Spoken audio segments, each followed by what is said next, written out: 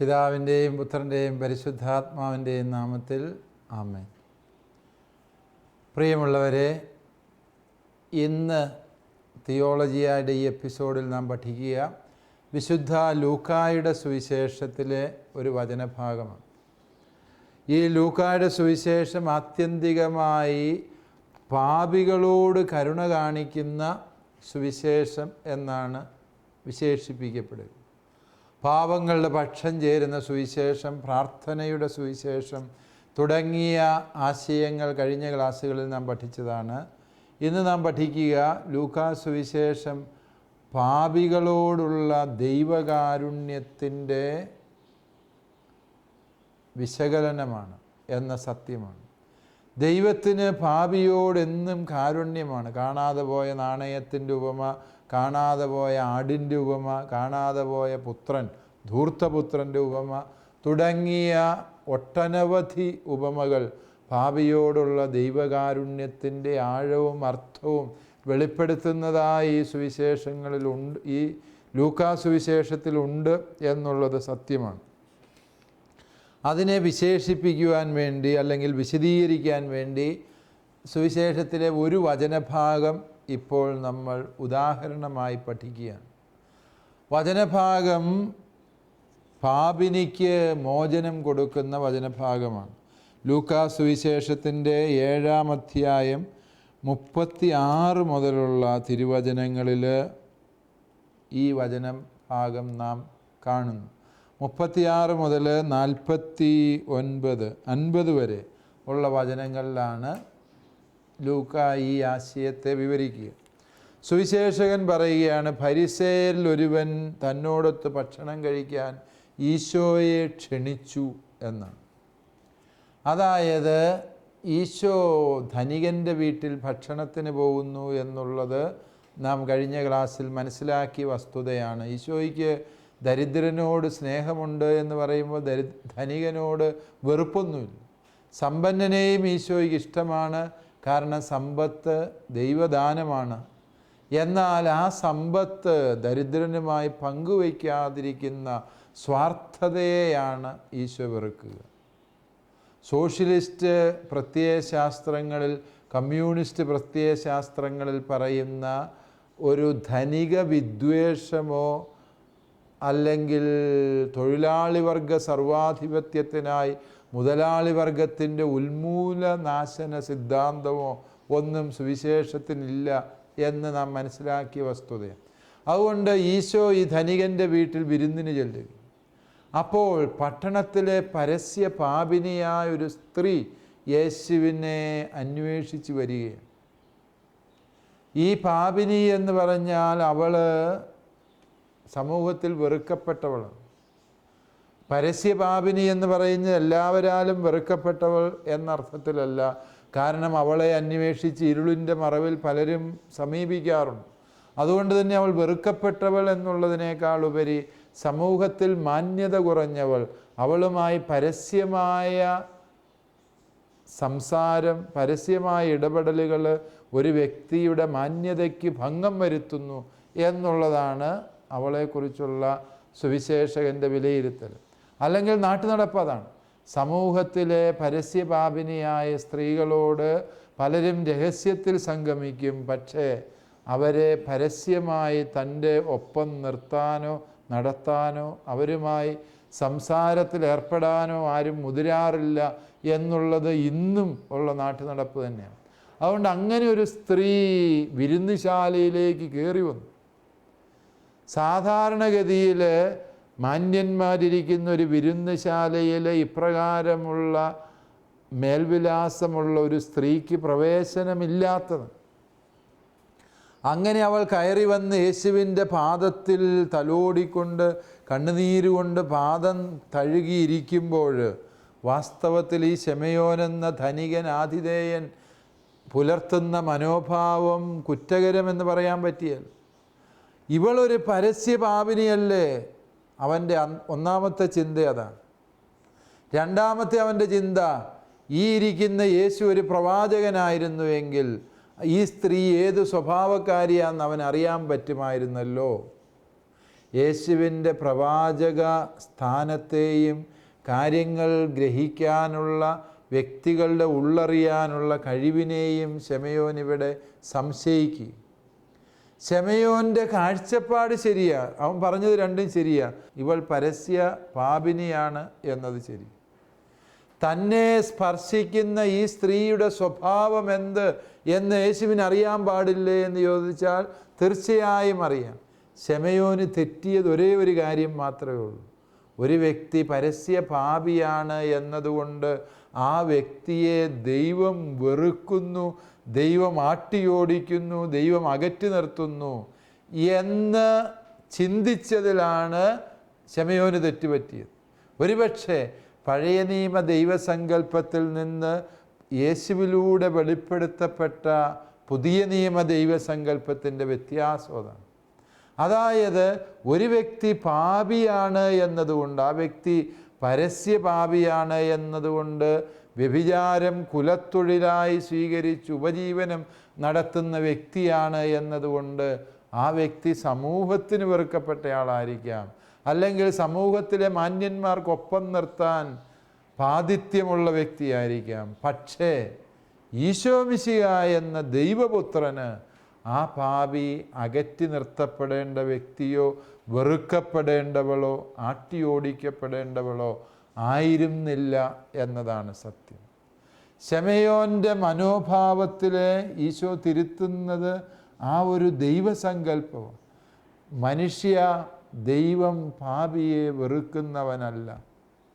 പാപി ദൈവസന്നിധിയിൽ നിന്ന് അകറ്റി നിർത്തപ്പെടേണ്ടവനോ ആട്ടിയോടിക്കപ്പെടേണ്ടവനോ അല്ല.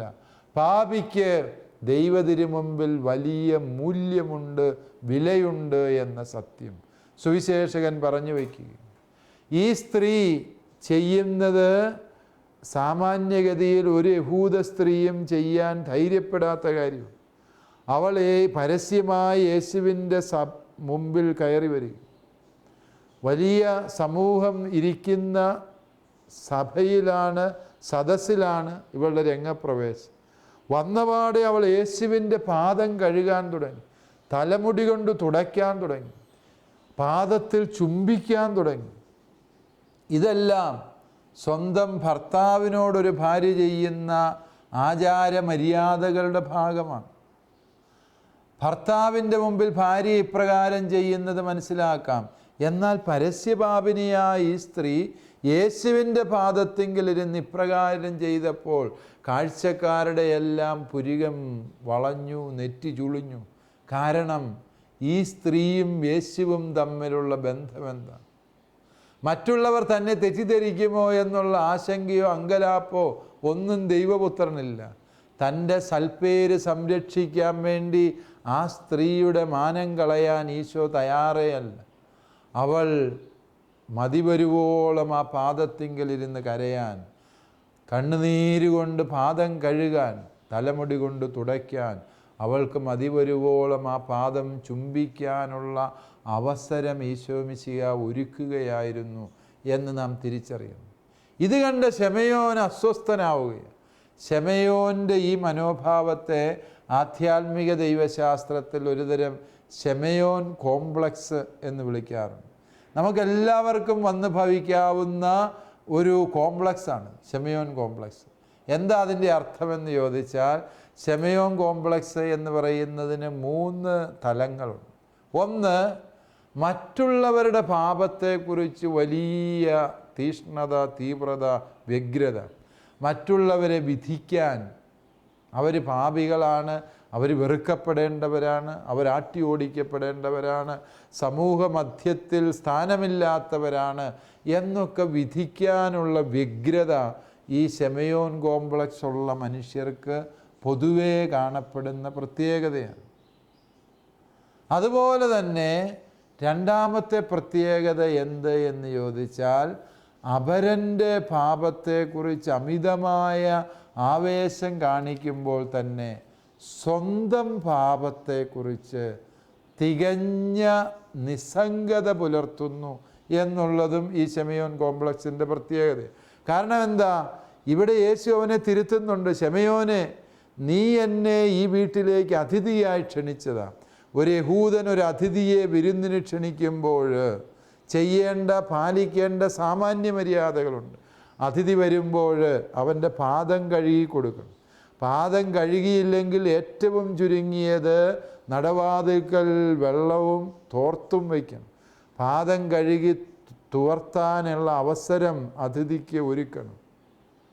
അത് നീ ചെയ്തില്ല. എൻ്റെ പാദത്തിൽ സുഗന്ധദ്രവ്യം പൂശണം. കാരണം എന്താണ് എന്ന് ചോദിച്ചാൽ, നടന്ന് വിയർത്ത് ക്ഷീണിച്ച് വരുന്ന വ്യക്തിയുടെ പാദം കഴുകുക മാത്രമല്ല, ആ പാദത്തിൽ സുഗന്ധദ്രവ്യം പൂശുന്നു. കാരണം എന്താണ്?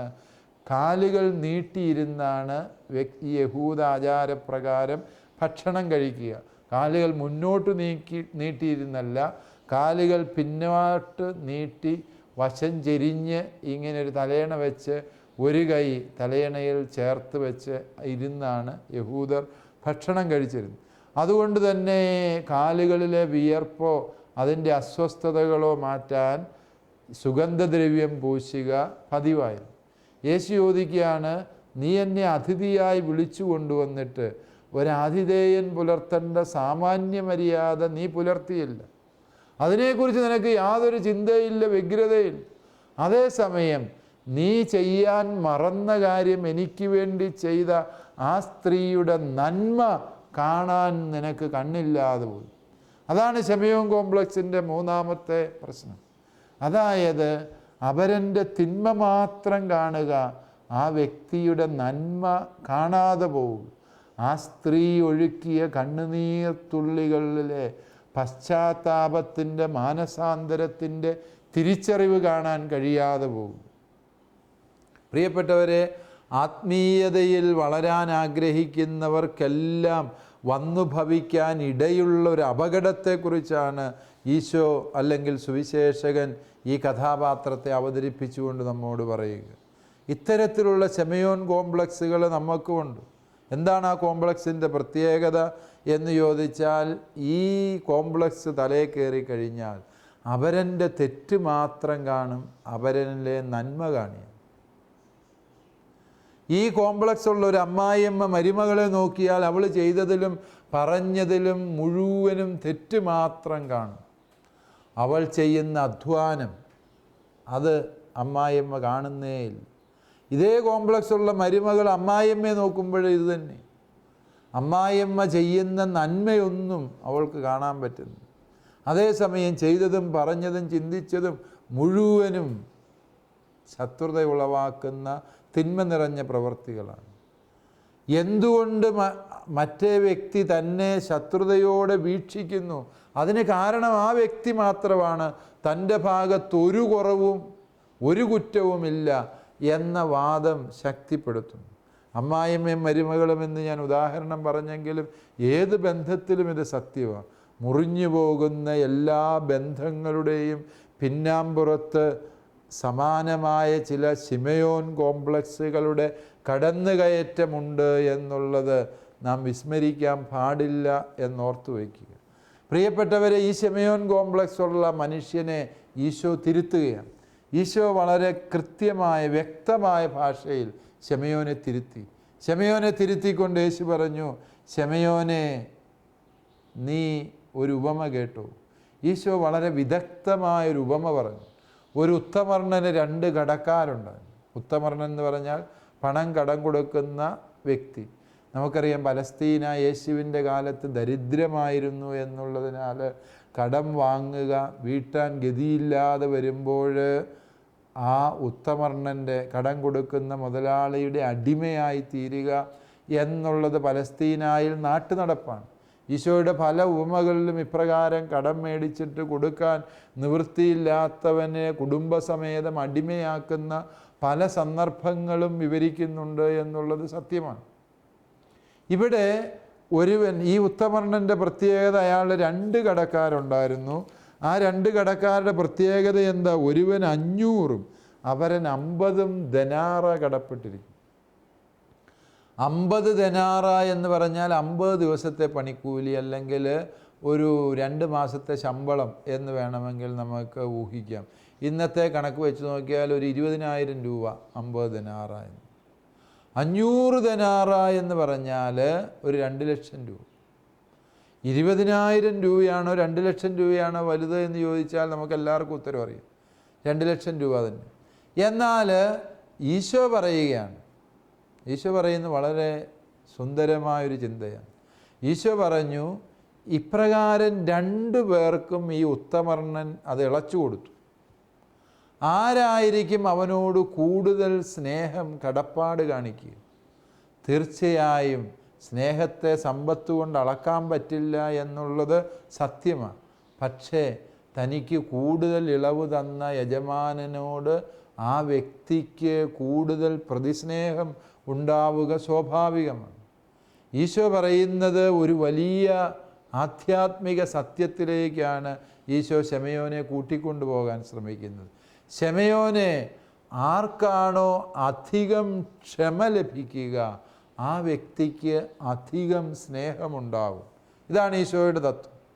അതായത് പാപബോധം എത്ര കണ്ട് ആഴത്തിൽ ഒരു വ്യക്തിയിൽ അനുഭവപ്പെടുന്നോ അത്ര കണ്ടാണ് ആ വ്യക്തിക്ക് പശ്ചാത്താപം, ദൈവത്തിൻ്റെ ക്ഷമ ലഭിച്ച അനുഭവം അഥവാ രക്ഷയുടെ അനുഭവം ലഭിക്കും. രക്ഷയുടെ അനുഭവം സംജാതമാകണമെങ്കിൽ ഒരു വ്യക്തിക്ക് അടിസ്ഥാനപരമായി പാപബോധത്തിൻ്റെ അനുഭവമാണ്. ഒരു വ്യക്തിക്ക് പാപബോധം എത്ര കണ്ട് ആഴത്തിൽ ആത്മാർത്ഥമായിട്ടുണ്ടാകുന്നോ അത്ര കണ്ട് തീക്ഷ്ണമായി തീവ്രമായി ഒരു വ്യക്തിയിൽ രക്ഷയുടെ അനുഭവം സംജാതമാകുന്നു എന്നാണ് സുവിശേഷകൻ പറയുക. പ്രിയപ്പെട്ടവരെ, നാം പലപ്പോഴും രക്ഷയെ എനിക്ക് രക്ഷ കിട്ടിയില്ലല്ലോ, ഞാൻ രക്ഷയുടെ വഴിയിലല്ലല്ലോ എന്നൊക്കെയുള്ള ആശങ്കകൾ ഉണ്ടാകുമ്പോൾ ഈശോ അതിൻ്റെ കാരണം പറഞ്ഞു തരിക. രക്ഷ എന്ന് പറയുന്നത് ഒരു വ്യക്തിയിൽ അനുഭവപ്പെടുന്ന പാപബോധത്തിൻ്റെ ആഴമാണ്. രക്ഷയുടെ അനുഭവം പലപ്പോഴും നമുക്ക് അന്യമാകുന്നതിൻ്റെ കാരണം എന്താ? ഈ രക്ഷ ഞാൻ അനുഭവിക്കണമെങ്കിൽ ഞാൻ എത്രമേൽ പാപം ചെയ്ത വ്യക്തിയാണ്, എന്നിലെ പാപത്തിൻ്റെ തീഷ്ണത, തീവ്രത, അതിൻ്റെ ആഴം അതറിയുമ്പോഴേ ദൈവം എന്നോട് കാണിച്ച കാരുണ്യത്തിൻ്റെ, ദൈവം എന്നോട് കാണിച്ച ക്ഷമയുടെ ആഴവും പരപ്പും എനിക്ക് മനസ്സിലാക്കാൻ സാധിക്കും. അതാണ് പൗലോസ് അപ്പോസ്തലൻ പറഞ്ഞത്, ദൈവസ്നേഹത്തിൻ്റെ നീളവും വീതിയും ഉയരവും ആർക്കളക്കാൻ കഴിയുമെന്ന്. രക്ഷിക്കപ്പെട്ട മനുഷ്യനെക്കുറിച്ച് പറയുമ്പോഴാണ് പൗലോസ്ലീഹ പറയുക, പാപത്തിൻ്റെ വലിപ്പം മനസ്സിലാകുന്നവന് മാത്രമേ രക്ഷയുടെ ആഴവും സാന്ദ്രതയും തിരിച്ചറിയാൻ സാധിക്കുകയുള്ളൂ എന്ന സത്യം ഈശോ ശമയോനെ പറഞ്ഞ് ബോധ്യപ്പെടുത്തുക. ശമയോൻ എന്ന വ്യക്തിക്ക് പാപബോധമില്ല. അവൻ സ്വയം ന്യായീകരിക്കുന്ന, നീതീകരിക്കുന്ന വ്യക്തിയാണ്. തനിക്ക് രക്ഷ ആവശ്യമുണ്ട് എന്ന ചിന്ത പോലും അവനില്ല. രക്ഷയൊക്കെ ആവശ്യമുള്ളത് ഇതുപോലത്തെ പരസ്യ പാപികൾക്കും മ്ലേച്ഛന്മാർക്കുമാണ്. ഞാൻ മാന്യനായ മനുഷ്യൻ, കുറ്റമറ്റവൻ, നിയമം അനുസരിച്ച് ജീവിക്കുന്നവൻ, എല്ലാ ഞായറാഴ്ചയും പള്ളിയിൽ പോകുന്നവൻ, പുണ്യമനുസരിക്കുന്നവൻ, സാധുക്കൾക്ക് ദാനം ചെയ്യുന്നവൻ, എനിക്കെന്താ കുറവ് എന്ന് ചിന്തിക്കുന്ന മനുഷ്യൻ എക്കാലവും ആ അവസ്ഥയിൽ തന്നെ നിലകൊള്ളുകയുള്ളൂ. പലപ്പോഴും പാപികൾ മാനസാന്തരപ്പെട്ട് ദൈവസന്നിധിയിലേക്ക് എളുപ്പത്തിൽ കടന്നു വരുമ്പോൾ സ്വയം നീതീകരിക്കുന്ന മനുഷ്യർക്ക് രക്ഷ അസാധ്യമായിത്തീരുന്നു. ധൂർത്തപുത്രന്മാർ രക്ഷയുടെ കവാടത്തിൽ വന്ന് മുട്ടുമ്പോഴും ധൂർത്തപുത്രൻ്റെ മൂത്തപുത്രൻ അഥവാ മൂത്തപുത്രന്മാർ എപ്പോഴും ഭവനത്തിന് വെളിയിൽ നിലകൊള്ളേണ്ടി വരുന്നു എന്ന് ഈശോ ഈ സുവിശേഷത്തിൽ തന്നെയാണ് മുന്നറിയിപ്പ് നൽകിയത്. അതുകൊണ്ട് ചെയ്ത പാപത്തിൻ്റെ വലിപ്പമോ എണ്ണമോ അല്ല, താൻ ചെയ്തത് ദൈവസന്നിധിയിലാണല്ലോ എന്ന ഹൃദയപരമാർത്ഥതയോടെയുള്ള പശ്ചാത്താപം. ആ പശ്ചാത്താപമാണ് ഒരുവനെ ദൈവസ്നേഹത്തിൻ്റെ ആഴങ്ങളിലേക്ക് നയിക്കുന്നത് എന്ന് പ്രിയപ്പെട്ടവരെ നാം തിരിച്ചറിയും. അത് തിരിച്ചറിയുമ്പോൾ കൂടുതൽ ആത്മാർത്ഥതയിൽ, കൂടുതൽ തീഷ്ണതയിൽ, കൂടുതൽ തീവ്രതയിൽ നമുക്ക് ഈശോയെ അനുഭവിക്കാൻ സാധിക്കും എന്നത് സത്യമാണ്. വീണ്ടും ഈ സുവിശേഷത്തിൽ ഈശോ പറയുന്ന മറ്റൊരു സത്യം ഇതാണ്: നിന്റെ നിരവധിയായ പാപങ്ങൾ ക്ഷമിക്കപ്പെട്ടിരിക്കുന്നു എന്ന് ഈശോളോട് പറഞ്ഞു. ഈശോ അവൾക്ക് പാപമോചനം നൽകി. ഉടനെ ഇവളുടെ ചോദ്യം അതാണ്: പാപം മോചിക്കാൻ, ഇവളല്ല കേൾവിക്കാരല്ലേ കാണികൾ ചോദിക്കും, പാപം മോചിക്കാൻ, പാപം ക്ഷമിക്കാൻ ഇവനാരാ? ദൈവത്തിന് മാത്രമല്ലേ ക്ഷമിക്കാൻ പറ്റുള്ളൂ? പാപം മോചിക്കുക ദൈവത്തിന് മാത്രം ചെയ്യാൻ പറ്റുന്ന കാര്യമാണ്. അത് സത്യമാണ്. പാപമോചനം ഒരു ദൈവീക കർമ്മമാണ്. പക്ഷേ മറ്റൊരു വസ്തുത കൂടി ഈ വചനഭാഗത്ത് ഉൾച്ചേർന്നിട്ടുണ്ട്. വിരുദ്ധോക്തിയായിട്ട് അത് അവതരിപ്പിക്കുന്നുവെന്ന്. ക്ഷമിക്കണമെങ്കിൽ ദൈവത്തിൻ്റെ മനസ്സ് വേണം. അതാണ് ക്ഷമിക്കാൻ ഇവനാര്, ദൈവമോ എന്ന് അവർ പരിഹാസരൂപേണ ചോദിക്കുമ്പോൾ സുവിശേഷകൻ പറഞ്ഞു വയ്ക്കുന്നത് വലിയൊരു ആത്മീയ രഹസ്യമാണ്. ക്ഷമിക്കുന്ന വ്യക്തി ശരിക്കും ദൈവത്തിൻ്റെ മനസ്സുള്ളവരാണ്. ദൈവത്തിൻ്റെ മനസ്സൊരുവൻ ആർജിച്ചു കഴിയുമ്പോൾ ക്ഷമിക്കുക വളരെ അനായാസേന സംഭവിക്കുന്ന വസ്തുത. പലപ്പോഴും പലതും ക്ഷമിക്കാൻ നമുക്ക് കഴിയുന്നില്ല, വിട്ടുവീഴ്ച ചെയ്യാൻ സാധിക്കുന്നില്ല, മറന്നു കളയാൻ നമ്മെക്കൊണ്ട് പറ്റുന്നില്ല. ഓർക്കുന്തോറും ഉള്ളിൻ്റെ ഉള്ളിൽ കൊളുത്തിപ്പിടിക്കുന്ന നീറ്റലായി വിങ്ങലായി അനുഭവപ്പെടുന്ന പല അനുഭവങ്ങളും സങ്കടങ്ങളും നമ്മുടെ എല്ലാം ജീവിതത്തിലുണ്ട്. എന്തുകൊണ്ടത് എന്ന് ചോദിച്ചാൽ നമ്മിൽ ദൈവീക സ്വഭാവമില്ല. ദൈവ സ്വഭാവമുള്ള ദൈവ പൈതലായി തീർന്ന വ്യക്തിക്ക് ക്ഷമ അനായാസേന സംഭവിക്കുന്നു. മനുഷ്യന് ക്ഷമിക്കാൻ പറ്റിയല്ല എന്നുകൂടി ഇതിനകത്ത് അർത്ഥമുണ്ട്. അതുകൊണ്ടാണ് ക്രിസ്തീയത ക്ഷമയെ ഇത്ര ആഴത്തിൽ അവതരിപ്പിക്കും. യഹൂദമതത്തിൽ ക്ഷമിക്കേണ്ട അതേ അളവിൽ പ്രതികാരം ചെയ്തോളാൻ പറയുന്നു. മറ്റെല്ലാ മതങ്ങളും ഈ പ്രതികാരത്തിൻ്റെ നിയമം പറയുന്നു. പക്ഷേ ക്രിസ്തീയത ക്ഷമയുടെ മതമാണ്. കാരണം എന്താണ്? ക്രിസ്തീയതയിൽ ഒരു വ്യക്തി ദൈവമകനായി ദൈവമകളായി മാറുന്നു എന്നുള്ളതിനാൽ ആ വ്യക്തിക്ക് ക്ഷമിക്കാൻ സാധിക്കുന്നു എന്നുള്ളതാണ് സത്യം. അവസാനമായി ഈ വചനഭാഗത്ത് ഈശോ പങ്കുവയ്ക്കുന്നത് മറ്റൊരു വലിയ ആത്മീയ രഹസ്യം കൂടിയുണ്ട്. ദൈവത്തിൻ്റെ കണ്ണിലൂടെ നോക്കുമ്പോൾ ഒരു പാപിയിൽ നാം കണ്ടെത്തുന്നത് ആ വ്യക്തിയുടെ പാപത്തിൻ്റെ വലിപ്പമോ ആഴമോ അല്ല. നാളിതുവരെയും ആ വ്യക്തി കടന്നു പോകുന്ന പാപവഴികളുടെ ഭയാനകതയോ ഭീകരതയോ അല്ല ദൈവത്തിൻ്റെ ദൃഷ്ടിയിലൂടെ ഒരു പാപിയെ നോക്കുമ്പോൾ നമുക്ക് കാണാൻ കഴിയും.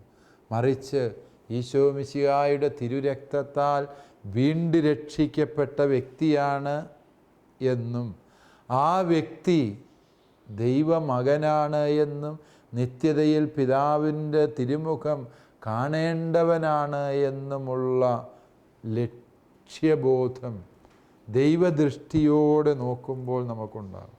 അല്പം കൂടി ലളിതമായി പറഞ്ഞാൽ, ഈശോ ആ പാപിനിയെ നോക്കിയപ്പോൾ കണ്ടത് ദൈവത്തിൻ്റെ മകളായി തീരേണ്ടവളെയാണ്.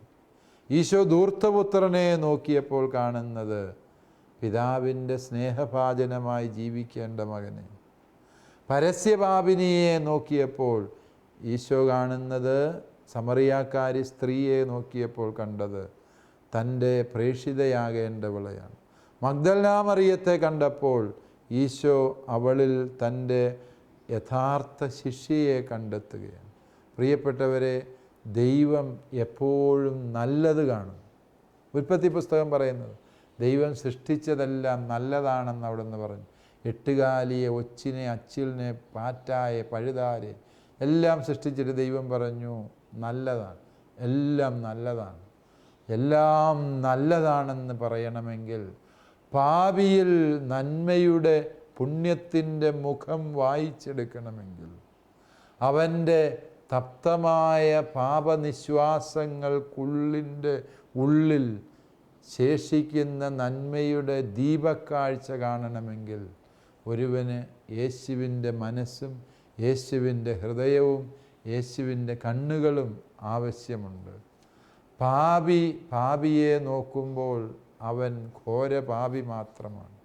എന്നാൽ പുണ്യവാൻ പാപിയെ നോക്കുമ്പോൾ പുണ്യവാനായിത്തീരാനുള്ള സാധ്യതയുള്ള വ്യക്തിയെയാണ് അവൻ പാപിയിൽ കണ്ടെത്തുക എന്നതാണ് വ്യത്യാസം. ദൈവം അനുഗ്രഹിക്കട്ടെ. കോഴ്സുകളെക്കുറിച്ചുള്ള വിശദ വിവരങ്ങൾക്ക് the director, alpha institute of theology and science, Sandeshabhavan, post box number 70, Thalassery 670101. Telephone 0490 2344 2343 707.